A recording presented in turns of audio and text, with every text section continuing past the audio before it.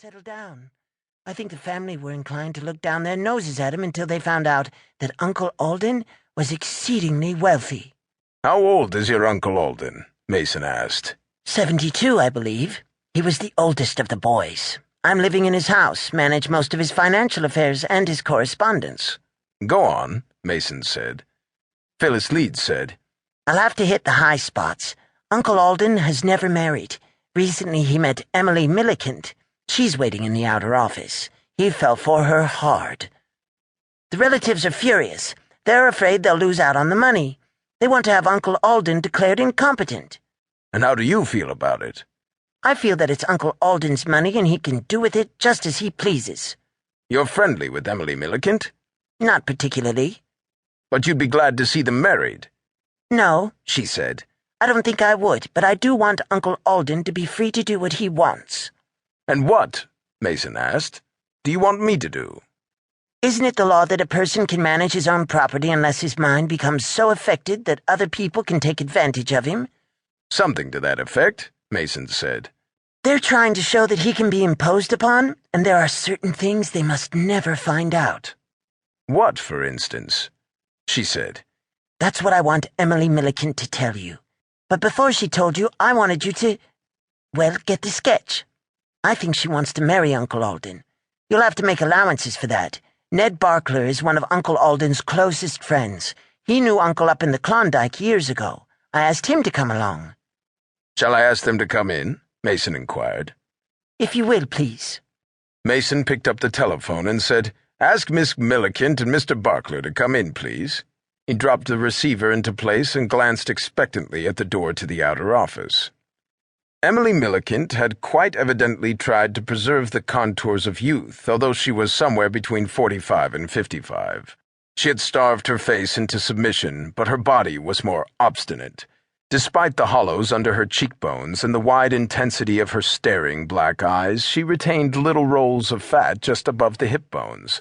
Dieting had made her face gaunt, her neck almost scrawny, but the fit of her dress across the hips lacked the smooth symmetry which she had so evidently tried to achieve. Barkler was in the late 50s, weather-beaten, wiry, and hard. He walked with a slight limp. Mason acknowledged introductions, motioned them to chairs, and waited. Emily Milicant dropped into a chair and immediately seemed to become thin. Her black eyes, staring out from above the hollowing cheeks, conveyed the impression of an emotional intensity which was burning up her mental energy. Barkler took a pipe from his pocket, with the manner of a man who intended that his contribution to the conference was to be an attentive silence. Emily Milicant's eyes met those of Mason with the force of physical impact. "I presume," she said, "that Phyllis has told you all about me. It was delicate and tactful of her, but entirely unnecessary. I could have covered the situation in fewer words. So far as the Leeds family are concerned, Mr. Mason, with the exception of Phyllis here," and she indicated Phyllis by rotating her forearm on the elbow and twisting the wrist quickly as though to shake a gesture off her fingertips, "I am an adventuress. I've ceased to be known as Emily Milicant. I'm referred to as that woman." Mason nodded noncommittally. "That's quite all right, Mr. Mason," she rushed on. "I can take it, but I'm not going to be pushed around." "I think," Mason said, "Miss Leeds has covered the preliminaries. What is the specific point on which you wanted my advice?" "Mr. Leeds is being blackmailed," she said. "How do you know?" Mason asked. "I was with him day before yesterday," she said, "when his bank telephoned.